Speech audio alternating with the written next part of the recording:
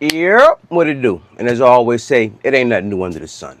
So, I've been really trying to get through to my peers because as I'm watching and reading the room and paying attention to everything that's going on in society, and I'm also looking at the global stage and what's happening geopolitically. And as they say, the world is a stage. So I'm watching everybody's script and how everything is playing out. And it's got me to ask myself a lot of questions.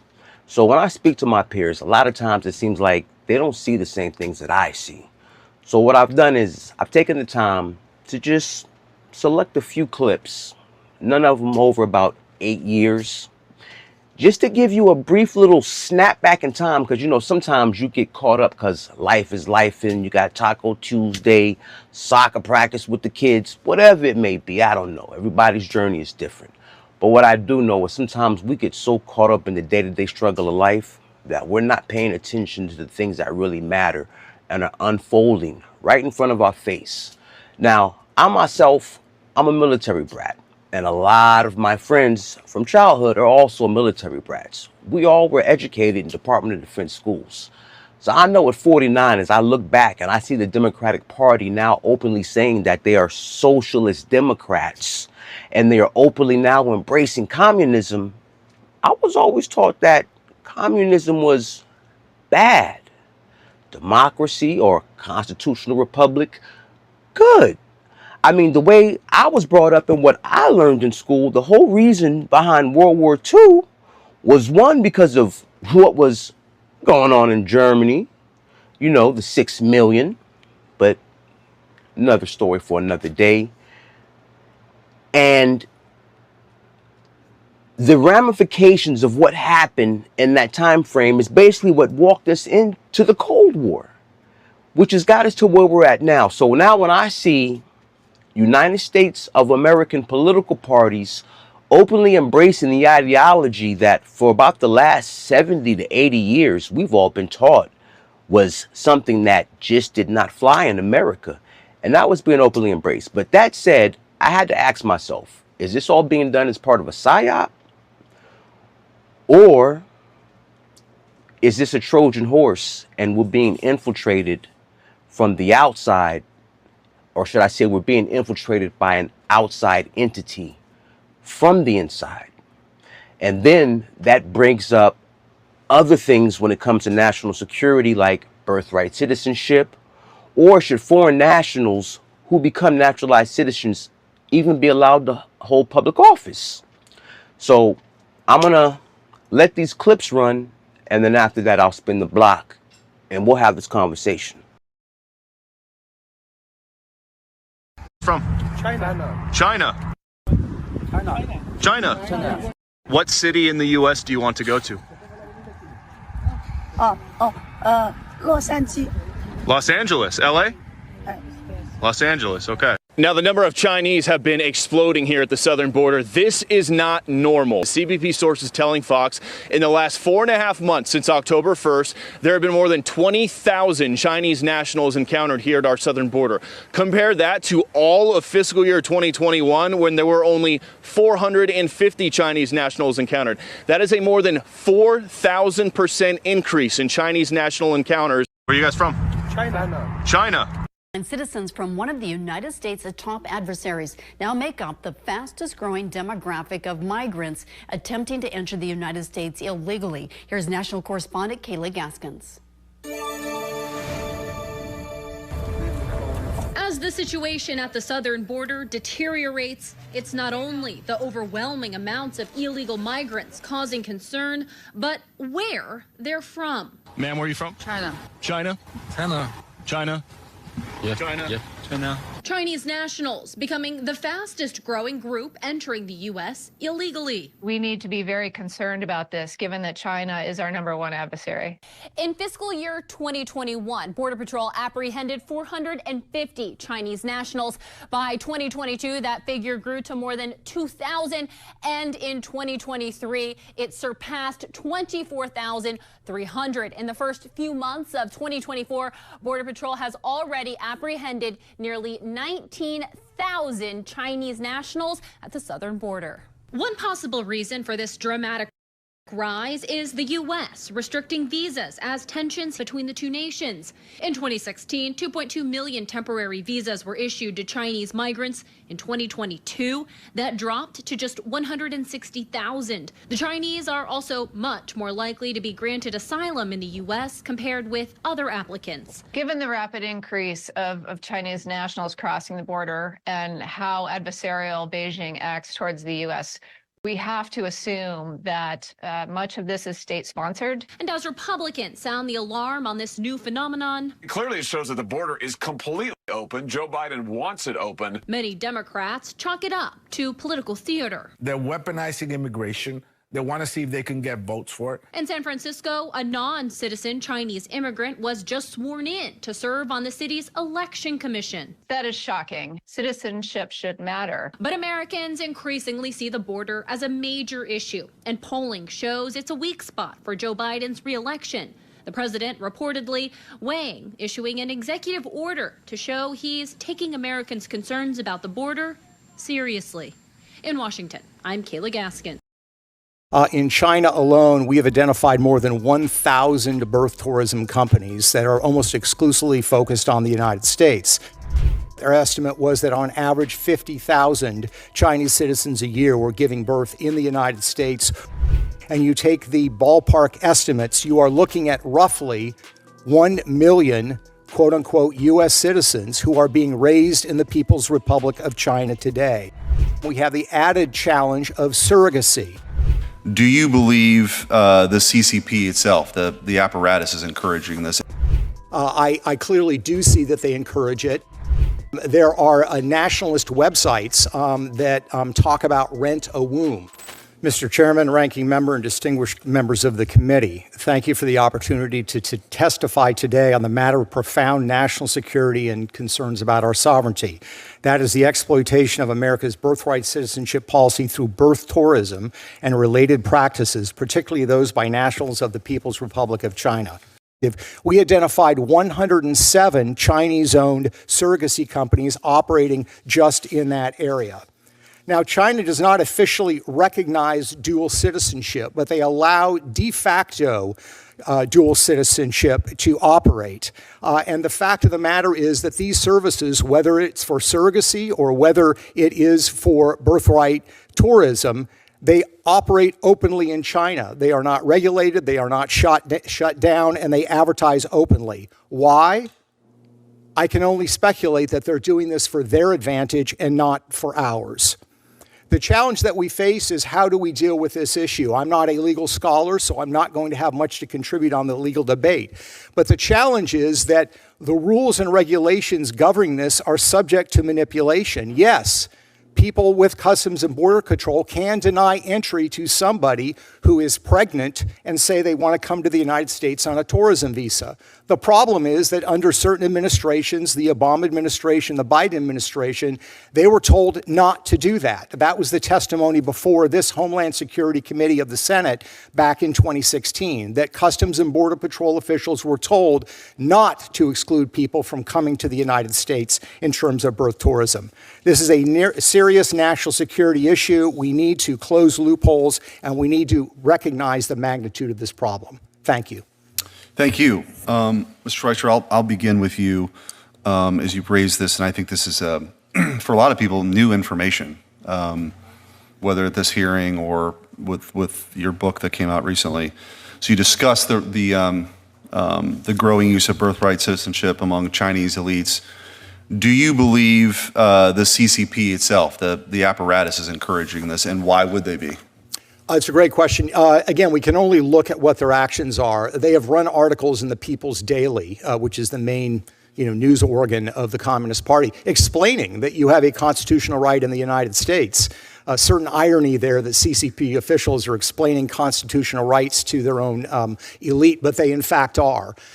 There are nationalist websites that talk about rent a womb. So there is discussion about this in the Chinese media. There's no condemnation of it. There doesn't seem to be any perceived threat that I was able to detect. So yes, I clearly do see that they encourage it. And the question as to why, we know that this was happening also in Hong Kong, But in 2013, the government of Hong Kong, the government at that time, shut off the practice because there was so many Chinese babies being born in Hong Kong, and the Chinese government there said that this was an effort at subversion by the CCP. And I think that's probably an accurate rendering of the motivation behind this. Linda's son walked out of a Brooklyn federal court charged with acting as an undercover agent for Beijing. The feds say the 41-year-old Chinese-born U.S. citizen used her position as former aide to New York Governors Kathy Hochul and Andrew Cuomo to directly help the Chinese government. She allegedly used her government rules to quietly push China's agenda. The 65-page indictment has Sun facing 10 criminal counts, including money laundering, visa fraud, trying to block New York State officials from meeting with Taiwanese government representatives, and changing some of the state's policy messaging to benefit the communist government's priorities. These actions reportedly gave China influence in New York's government for nearly a decade. Governor Hochul expressed outrage at the betrayal and said Sun was fired the moment misconduct was discovered. In exchange for acting as a foreign agent, Sun and her husband, Chris Hu, charged as a co-conspirator, received millions of dollars in Chinese kickbacks, allowing the couple to splurge on multi-million-dollar homes in Hawaii and Long Island, buy a 2024 Ferrari, enjoy travel benefits, tickets to events, and on 16 different occasions, reportedly got Nanjing-style salted ducks specially prepared by the personal chef of a Chinese government official. Breon Peace, U.S. Attorney for the Eastern District of New York, said Sun wielded her position of influence among executives to covertly promote PRC and CCP agendas, directly threatening our country's national security. Prosecutors say Sun actively concealed that she took actions at the order, request, or direction of CCP officials. This case is part of a broader effort by the Justice Department to uncover secret Chinese agents in the U.S. The couple pleaded not guilty to all 10 charges in federal court Tuesday afternoon. George Thomas, CBN News. Black kids growing up in the Bronx who don't even know what the word a computer is. They don't know. They don't know these things. And I want the world open up to all of them, because when you have their diverse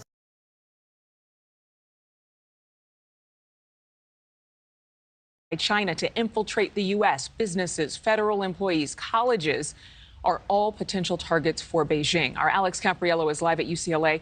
A student was once arrested for actually concealing his ties to the Chinese Communist Party. What's the concern today? Well, Adrian, let's look at the big picture first. In 2021, nearly 300,000 Chinese students came to the U.S. to work and to learn. Here at UCLA, in fact, it's home to more than 3,000 of those Chinese students. But the overall concern here is that these international scholars may not just be here to learn, but to actually share that intelligence with foreign superpowers. From the Pac-12 through the Big 12 and on to the Ivy Leagues, more than 60 universities have been warned of an ongoing threat of Chinese nationals infiltrating the American university system, acting as agents of the People's Republic of China to share research and intelligence with the foreign superpower. Last October, the Department of Justice concluded a decade-long investigation, charging 4 Chinese nationals in a conspiracy, claiming they worked to recruit university professors, federal law enforcement officers, and state homeland security officials to become agents of the Chinese government. And in 2020, a UCLA student was arrested for attempting to conceal his ties to the Chinese government. The 29-year-old mathematics student was suspected of transferring sensitive software to the Chinese military. These are only 2 examples of undercover espionage, prompting the National Institute of Health to warn universities of the potential threat in 2018, writing, NIH is aware that some foreign entities have mounted systematic programs to influence NIH researchers and peer reviewers. This kind of inappropriate influence is not limited to biomedical research. It has been a significant issue for defense and energy research for some time. While the threat of university-infiltrated spies is federally monitored, it's important to note the U.S. Department of State actively promotes international educational partnerships. and publishes a yearly open door report highlighting academic progress international scholars achieve at American universities every year. And for this report, News Nation reached out to several universities all across America to find out what sort of changes and progress has been made since that stern warning was delivered back in 2018. We're still waiting to hear back. It says it has arrested a pair of spies from China. The Justice Department announcing the arrest in Oregon and Texas Tuesday. They say the pair took part in multiple operations on behalf of the Chinese government, including paying informants, spying on military bases, and trying to recruit U.S. troops to spy on America. News Nation's Xavier Walton has the detail. Xavier, good morning. How long were these alleged spies actually operating within the United States borders? Hey, Nick, good morning. And to answer your question, the Justice Department says years. The Justice Department says that these two Chinese nationals were taking pictures of a naval base, coordinating a cash dead drop, and also trying to recruit members of our military who they thought might be open to working for Chinese intelligence. The FBI says that Yuan Chen, as well as Loren Ryan Lai, have been working under the direction and control of the government of the People's Republic of China since May of 2021. Here are photos of the large amount of cash they reportedly paid to one informant and the backpack it came in. The two men were arrested on charges of secretly doing China's bidding without registering as foreign agents with the Justice Department, which is against the law. According to the FBI, the accused Chinese spies also conducted surveillance of a California Navy recruiting station and a Navy base in Washington State, which included photos and videos that investigators believe were sent to Chinese intelligence. Attorney General Pam Bondi saying in part, this case underscores the Chinese government's sustained and aggressive effort to infiltrate our military and undermine our national security from within. And take a look at this. The FBI says since the start of the year, 2025, the agency has arrested 51 foreign intelligence agents for activities such as spying on the U.S., stealing classified information from the U.S. government, and smuggling biological pathogens, among other things. FBI's Director Kash Patel says his agency is not done yet and that espionage on U.S. soil will be met with full force, Nick. And once again, showing how operatives are always working to try and corrupt those who have access to sensitive information. Xavier, thank you so much. Breaking news out of Michigan. Good evening, Brian. Good evening, Leland. Yeah, the U.S. Attorney in Michigan is calling this the gravest national security concern. You have a Chinese national, a woman who's getting her postdoctoral fellowship at the University of Michigan. Her name is Young King Jian. This is the indictment that you see right here. Her boyfriend comes to visit, lands into Detroit, nonstop flight from Shanghai. They think there's something up with him, Customs and Border Patrol. They start searching him. He says he doesn't have anything. They ask him multiple times. And in his backpack, they find a killer fungus, something known as a terrorism weapon, something capable of taking out billions of dollars in livestock and crops and making people very, very sick. He later admits that he was taking this fungus to his girlfriend, to his Chinese girlfriend, who is doing her postdoctoral fellowship at the University of Michigan. The feds start digging through their cell phones, all of the apps that they have, the Chinese apps that they've been using to communicate, where it's all crystal clear. They had planned this out, that he was going to bring the fungus from China into Detroit and then to the University of Michigan. They figured it all out, the feds, thankfully. They are now charged with a number of things: conspiracy, smuggling, making false statements, also visa fraud, because the boyfriend was coming in on a tourism visa. Leland? Yeah, and absolutely nobody believes she's just a postdoc fellow studying biofungus and whatever else at the University of Michigan. Brian, this follows up on some incredible reporting you did about a Chinese company that bought a massive amount of land and wanted to build a big factory up in northern Michigan. Are you seeing now a difference in how law enforcement and how communities are treating the Chinese coming in and trying to, use Trojan horses almost? Well, I think it's interesting that this happened in July of last year. and the charges just came now. Why it took so long? Did it take the Trump administration to come in and push these charges? We don't know, but it took almost a year. And you made a good point about her not just being a postdoctoral fellow. I was going through the indictment, Leland. She received money from the CCP. She received research money from the CCP. She had to sign off on a form saying that she adhered to the 4 basic principles of the Communist Party of China, had to express love for the motherland, not smear the motherland. This is the woman who is now working at the University of Michigan. Yeah, it puts Trump's ban on Chinese students and ban on anyone with ties to the CCP in a whole new light. Brian Enton, thank you very much. Here in New York City tonight, the FBI busting what they say was a secret police station here in New York run by the Chinese government, who they were monitoring and why. Here's our Chief Justice correspondent, Pierre Thomas now. Tonight, the FBI accusing the Chinese government of secretly operating a police station out of this unassuming building in the heart of New York City, the first ever case of its kind. This case is a further example of the audacious activities that the government of China has carried out right here on American soil. The FBI arresting these 2 men in New York City today, Lu Jiang Wang and Chen Jingping, accusing them of working under the direction of China's Ministry of Public Security. Their office near Chinatown claimed to be a non-profit organization providing assistance to local residents of Chinese descent, including to help them get driver's licenses. But the FBI says the station was a hub of Chinese counterintelligence operations in New York City, used to harass and intimidate dissidents who dared to defy China. The secret police station appears to have had a more sinister use. Officials say Lu allegedly tracked down and terrorized a pro-democracy activist living in California. In one stunning case, sources telling ABC News China is accused of having a secret operative inside the Zoom company and of hacking Zoom sessions. Task force officers flooded the video conference and drowned out the meeting with loud music and vulgar screams and threats directed at Chinese dissidents. David, it all happened in the building right behind me. The targets were mainly Chinese dissidents living here in the U.S.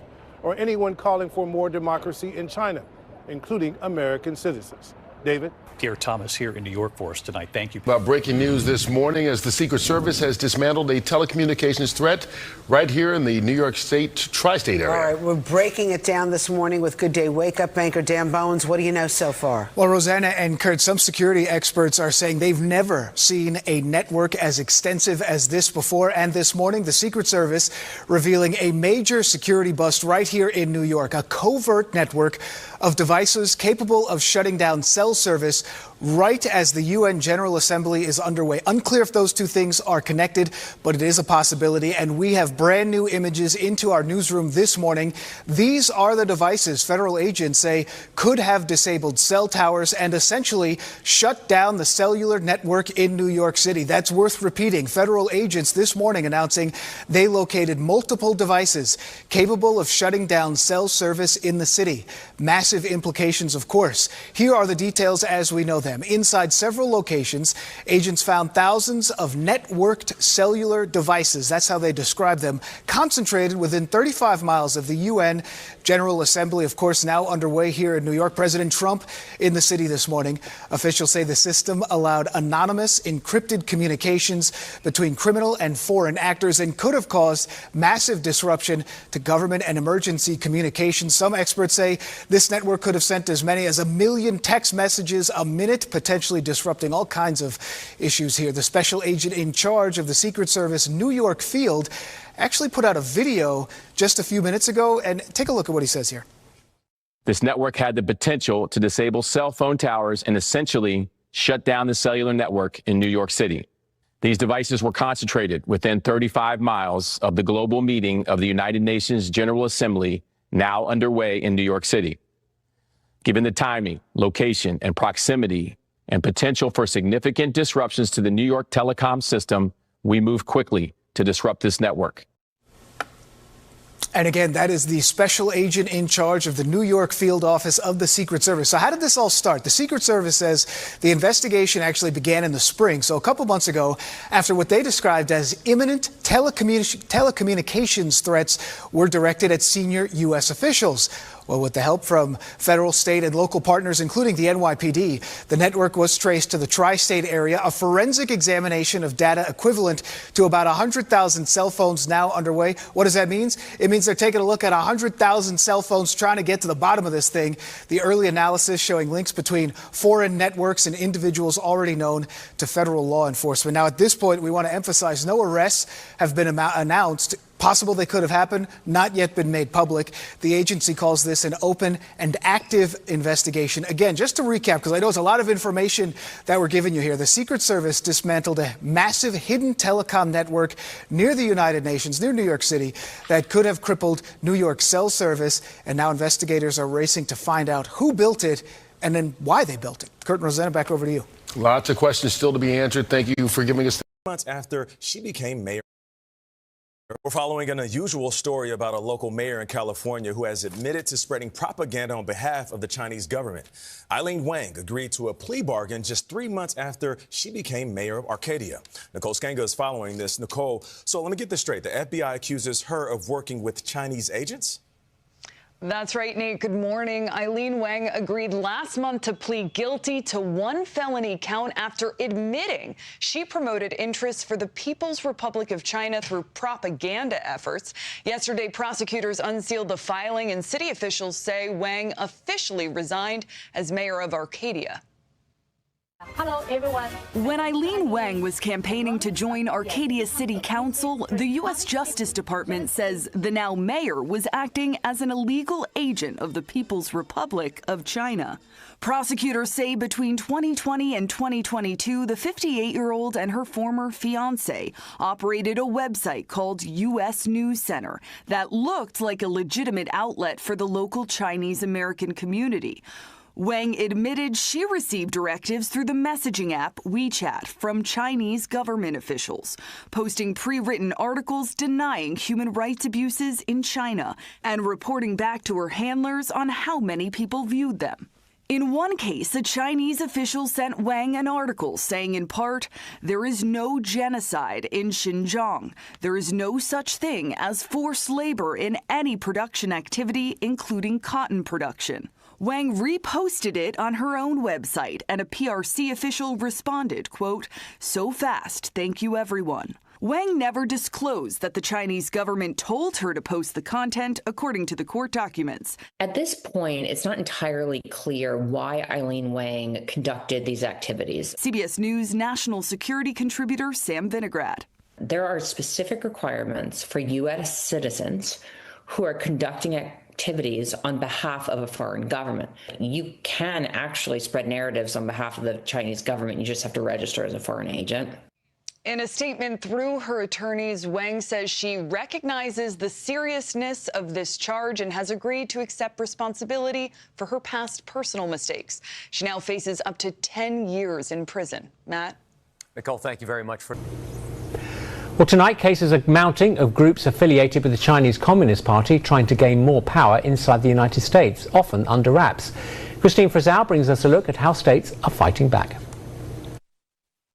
For years, companies associated with the Chinese Communist Party have been scooping up farmland all over the United States, the vast majority in just 5: Florida, North Carolina, Missouri, Texas, and Utah. We talked about stopping entities from buying land in this state. One of the bills that we passed and signed into law actually also requires the divestiture of land that is owned by these foreign adversarial entities, and that is happening in our state as well. Utah's Governor Spencer Cox just announcing a sale of land near the Provo airport was just blocked from the company Cirrus Aircraft, majority owned by the Aviation Industry Corporation of China, which makes helicopters, fighter planes, and drones. Their proposed investment in Utah was millions of dollars and hundreds of jobs, and I don't care. We are not for sale. Experts say it's a sign of a more emboldened China that continues to try to infiltrate the U.S. system by any means necessary. No American can own a square inch of land in China. So why do we allow the Chinese to own square miles of land in our country? Chinese land purchases in the past have also been near military installations, with concerns raised about spying and access to our troops. The Trump administration recently announcing a new National Farm Security Action Plan. As someone who's charged with leading the Defense Department, I want to know who owns the land around our bases and strategic bases, and getting an understanding of why foreign entities, foreign companies, foreign individuals might be buying up land around those bases. Right now, 26 states have laws restricting foreign ownership or investments in U.S. farmland. Even though less than 1% is owned by adversaries, the next step for the White House is working to claw back what has already been purchased, all in the name of national security. I'm Christine Frizzell reporting. All right, if you made it this far, I appreciate it, and thank you for sticking with it. If you find anything interesting up to this point, please, by all means, like, comment, subscribe, share. If you have any opinions, good, bad, or indifferent, please leave them in the comments and let me know. But are you seeing what I'm seeing? Or am I tweaking as some of my peers tell me, and this is just all a figment of my imagination overworking itself? What I do know is I pay attention to people when they speak to me. And because of what I've been going through over the last 6 years, I've had to be on point at all times. One, for my safety and for the safety of those that are around me at those times. Now, in doing so, and because I've been documenting everything, what I've come to realize is that a lot of times people do not hear the things that they say or even see what's going on around them. And you know, as we've all been told, or at some point we should have heard or learned that almost 90 to 95% of communication is nonverbal. So if we're not picking up the things that are being said to us verbally, and we're openly or willfully ignoring the things that we can see as they're happening around us because someone's feeding us lip service and telling us that it's not happening, or they make you feel that you could either be labeled as, you know, things that are considered dregs in society now, like xenophobic, or, you know, the bigot spelt with the R word, things that you can't even say publicly anymore. But this is the position that we've gotten to, and I think because of that, it's forced this apathy and this delusional mindset on the American public, especially birthright citizens, especially those whose lineage on this landmass in this country go back further than 2, 3, or 4 generations. If you're someone like myself and you can trace your genealogy back in the United States of America records, vital statistics, you know, census, so on and so forth, back way past the 1700s, fighting for illegal immigration and open borders does absolutely nothing to benefit you, because you have blood, sweat, and tear equity in the soil just through what your ancestors have gone through. And when I'm saying this, I'm saying to anyone that's black, white, native, and when I say black, I'm speaking about, well, y'all already know this. If you know, you know. But these are conversations that, as an American people, we need to start having, because I know in all the movies that I've seen over the years that have been revealing the method to us all along, when you start seeing these type of things being revealed to you, that means something is right around the corner. This is just the calm before the storm.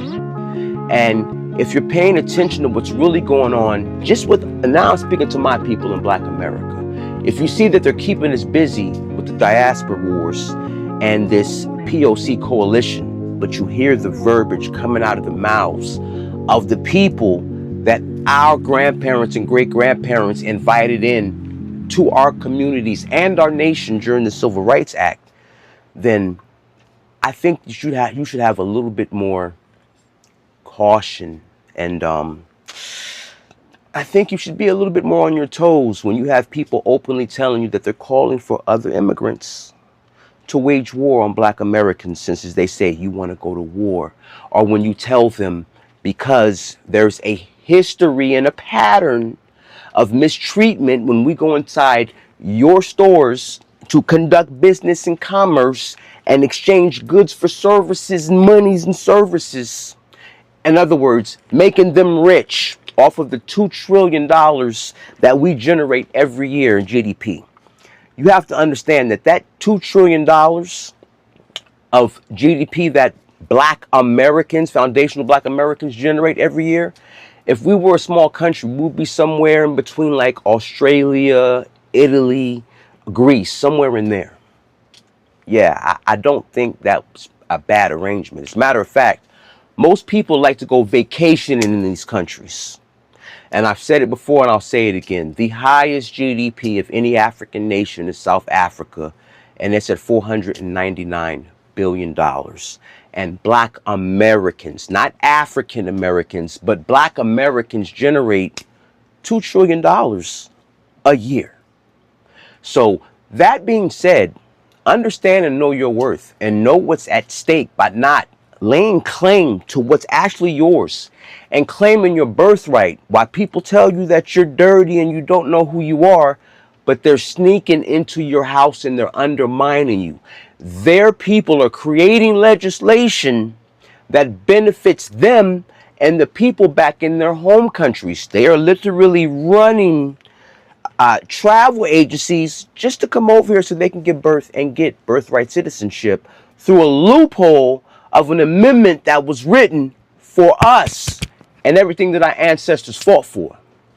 But yeah, at this point, it ain't much else to say. Again, if you made it this far and got through the content and watched the clips, please leave me your thoughts. Good, bad, indifferent. Any solutions or just a rant? I'd like to know how everyone or anyone feels out there. But yeah, y'all be safe out there, and remember, we're in the diabolical den of demons, aka the Viper's Pit. You've got to keep your head on a swivel, because even when you don't think people are watching you or coming for your head, always know somebody wants that #1 spot. So yeah, y'all keep your eyes to the stars. Again, you keep that head on a swivel, and y'all be safe out there, because they're playing a dangerous, dangerous, dirty game. And what you don't understand is that what's being done now is happening on every first world continent or country on every continent. Everyone from France, Scotland, the United Kingdom, all of Europe, and us are all going through a illegal migrant crisis. Japan is going through the same thing. And now everyone's starting to take the same steps, which is upsetting a lot of people. The target's already been put on our back. We've already had the Asian delegation of the United States of America POC coalition tell us that if we don't start back shopping in their stores after that young man Cyrus was shot in the back and Mr. Chow got away with, you know, the M word, that there just might be civil war. Pay attention, people. Believe people when they tell you who they are. This shit is not a game anymore.